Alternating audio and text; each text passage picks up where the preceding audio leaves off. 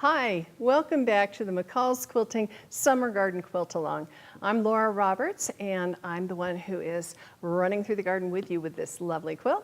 And today you're going to be working on the side units of the edge blocks.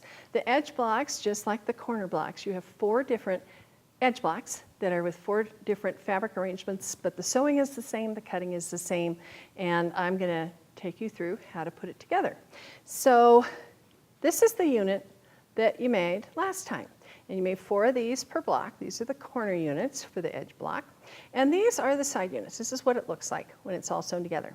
So I'm just going to show you a little bit about sewing these guys together. You're going to be making 4 of these. Now you'll make your flying geese however you like to make your flying geese. And then we're sewing them together. Okay, it's a good idea to lay them out in the proper arrangement before you start sewing, because it's so easy to get them mixed up. You know, this is the same medium blue model as this one, and oops, wait, what, huh? So I just find it easier to lay them just out, and then I start, putting one on top of the other and sew them together that way. So I'm going to start with these 2. What's different is that you have 2 points here that you're going to want to have together.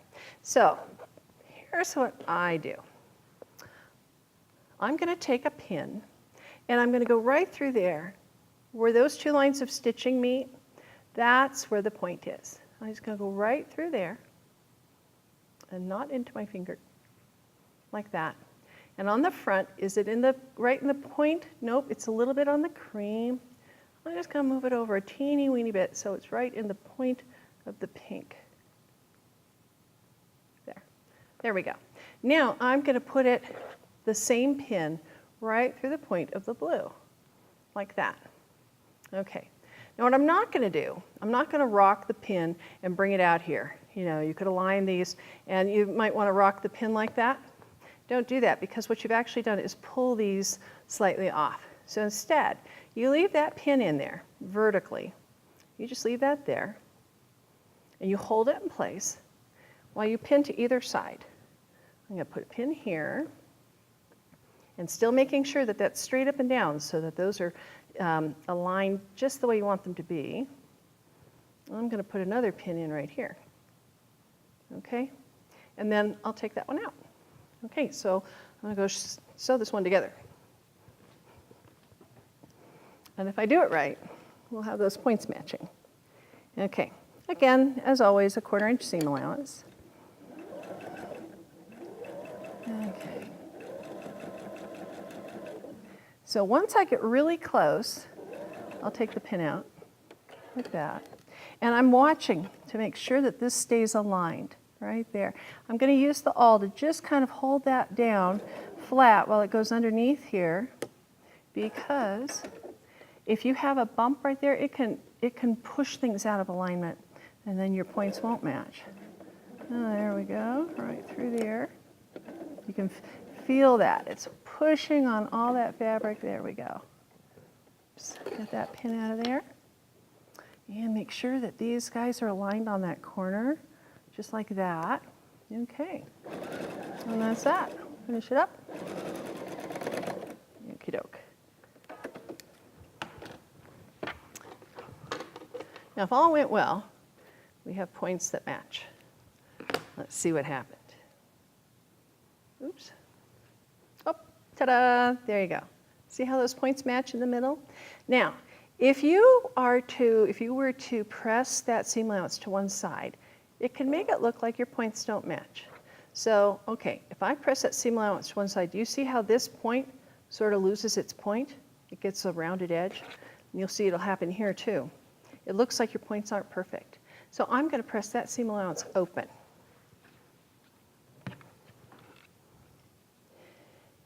If you don't know why it became the standard to press your seam allowances to one side, I can fill you in.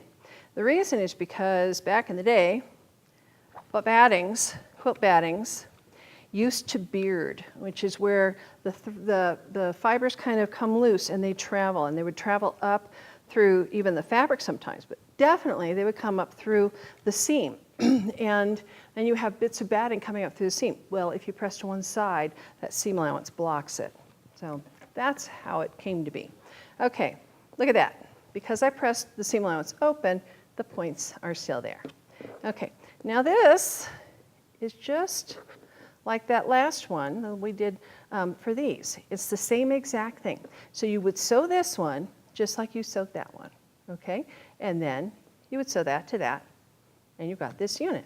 Okay, so you've made all your corner units, you've made all of your side units, and now you need to put them together.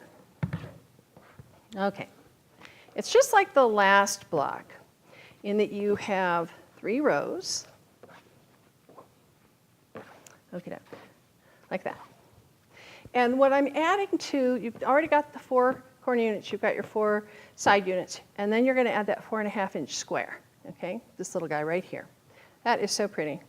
This is the green small floral from the Northcott Charlotte collection, which is the one that we're using throughout, and I just think it's so pretty. Anyway, okay, so you've got these guys arranged, and you're going to want to make sure that everything is oriented properly, that you have those pink triangles to the outside.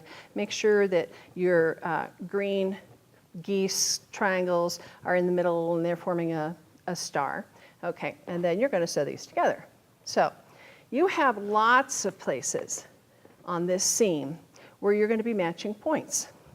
So I suggest you pin. And when you have something like this, you see you have a diagonal here, a diagonal there.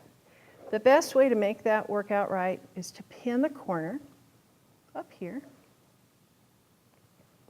There we go. Ouch. Don't pin yourself. Not a good thing to do. And I'm going to just pin this in place as just the way it feels like it should be, having already pinned down here.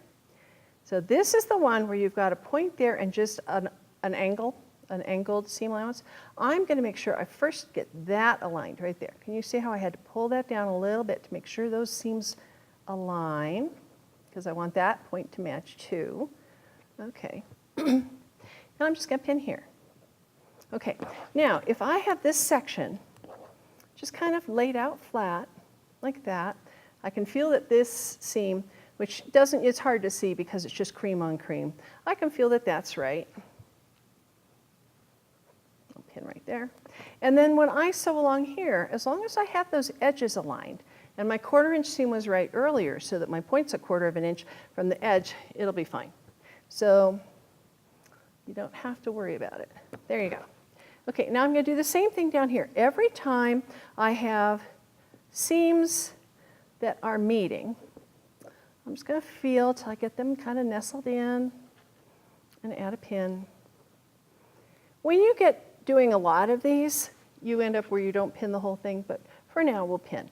Okay, this is one of these little points coming into, there's nothing there for it to match with. So I'm not really going to worry about pinning that, but I'm just going to get down here where these seams nestle, like that. Okay, and pin it. All I have to worry about with this one is that my edges are aligned when I get it actually under the needle. And the same thing down here. We're going to do what we did before on the other end. Make sure that that seam here is going right over that little seam, that the stitching is right where the other point is. There we go. Okay, not worrying about that. Come down here. I've got these 2 seams. They're both cream. Okay, I can feel it. You can put a fingernail on there, you can feel it. Okay. I'm going to pin that right there. Oops. And grab one more pin for the corner. Okay, and now I'm going to sew it together.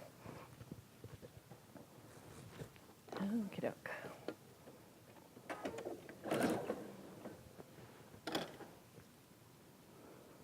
Okay.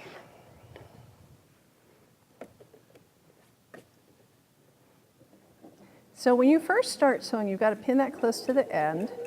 You're just going to take a couple stitches and get that pin out of the way. Oop, it escaped. I have an escaping pin. That's okay.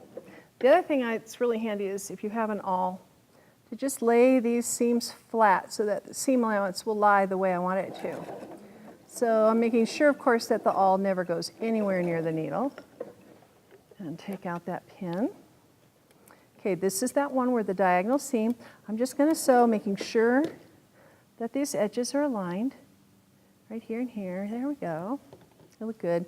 Put that all on top of that seam allowance. It might seem like I'm being a little persnickety with this, but you know, you put a lot of time and effort and money into getting your fabrics and your machine and everything, and you want to make sure when you put it together it is the way you want it to be. Okay, I'm going to show you something here. Do you see how that bottom bit is sticking out? Right there, whoops. Right there, the bottom fabric is sticking out. So I'm putting my hand underneath, and I'm just going to get that piece and tug it under a little bit like that. There we go, until it's aligned. That's all you have to do. Aha, me and my pins. There we go. Okay. Get rid of that guy. And then just kind of checking, yep, that all looks good. Okay.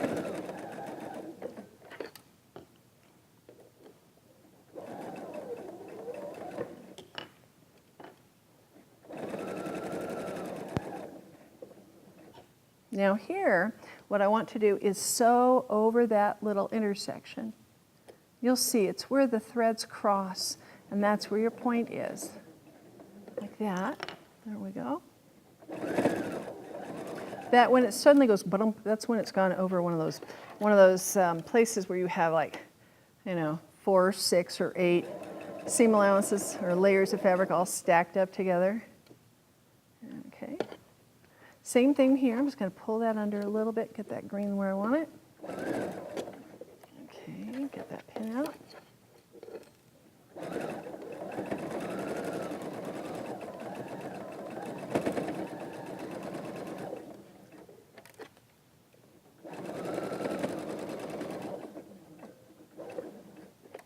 Oops. Another escaping pin. There we go. That's a nice long seam. These are big blocks, which is kind of cool because, you know, you really are not making all that many blocks for this quilt. You're only making 9, but it's a nice size. Okay, put that pin away. And there we go. I come over here, and you can see,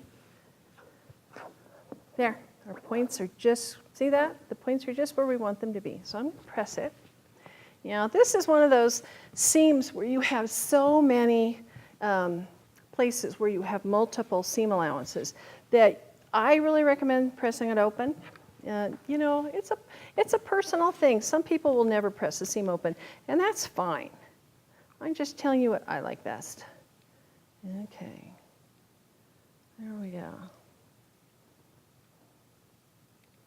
Okay, that guy doesn't want to lie down flat at all. I'll get my finger out of the way. There we go. Okay. If you're home and you have your big ironing board, this is easier to do. Plus, of course, you're going to have a bigger iron doing the pressing. Again, making life easier. Oops, I'm trying to get that seam allowance open, and it doesn't want to open. There we go. Your big iron will make this go fast. By the way, when you're ironing this close to your fingers, make sure you don't have any steam coming out. You want a dry iron here because you know what happens if you're using a steam iron and your fingers are really close? Oh, I'm sure you do. You get your fingers burned. So when you're ironing and your fingers are close, use a dry iron. Plus, I usually use a dry iron when I'm piecing because if you get your fabric wet, it kind of gets like a wet paper towel and moves a lot more. So there. I can't press it as well as I want to, but when I get home, I will. All right, so then you sew that next one on, and your block is done. So I'll sew this one on before I see you next time, and I hope you get yours put together. So what you're going to be doing for homework this week, you're going to be making these side units. Okay, remember how to make those points match, and then you're going to be sewing 3 rows, and you sew your rows together, and that's it. Your edge block is done. So if you don't have your kit yet and you want to get the fabrics that we're playing with, go to mccallsquilting.com/quiltalong. And I think that's it until next time. And next time, we're starting on that center block. which is really fun. And of course, again, you get to play with more of the fabrics. So have fun doing your homework, and I'll see you back here next time.